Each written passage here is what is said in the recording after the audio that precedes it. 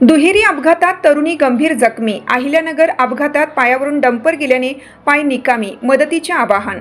संगमनेर तालुक्यातील झरेकाटी येथील कुमारी आकांक्षा रवींद्र निकम अहिल्यानगर जिल्हा येथे कामानिमित्त बोलेगाव फाटा येथील MIDC मध्ये कंपनीमध्ये कामासाठी जात असताना भरधाव मोटरसायकलने व विटांनी भरलेल्या डंपरने धडक दिल्याने गंभीर जखमी झाली आहे. तिच्यावर झोपडपट्टी कॅन्टीन येथील मॅक्स सुपर हॉस्पिटल येथे अतिदक्षता विभागात उपचार सुरू आहेत.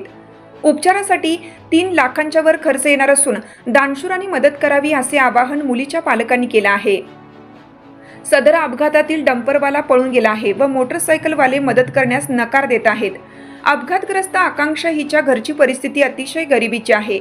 याबाबत आकांक्षा यांचे वडील व भाऊ यांनी पोलीस स्टेशनला फिर्याद दाखल केली आहे. या अपघाताची माहिती झरेकाटी येथील सामाजिक कार्यकर्ते सोमनाथ डोळे यांनी अहिल्यानगर जिल्ह्याचे पालकमंत्री तथा जलसंपदा मंत्री नामदार राधाकृष्ण विखे पाटील यांना व पद्मश्री कारखान्याचे अध्यक्ष सुजय दादा विखे पाटील यांना दिली.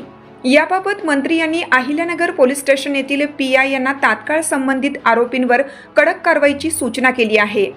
संबंधित डंपर क्रमांक MS16 DP 1941 व दुचाकी MH20 FK 682 या चालकाविरुद्ध रवींद्र चांगदेव निकम राहणार झरेकाटी तालुका संगमनेर यांनी समक्ष MIDC पोलीस स्टेशनला हजर होऊन फिर्याद दिली आहे.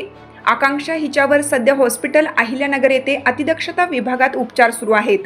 आकांक्षाच्या वडिलांची आर्थिक परिस्थिती गरिबीची असल्यामुळे पैशाअभावी ऑपरेशन झालेले नाही.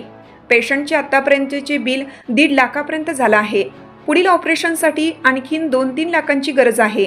दानशूरांनी मदत करावी असे आवाहन मुलीच्या पालकांनी केलं आहे.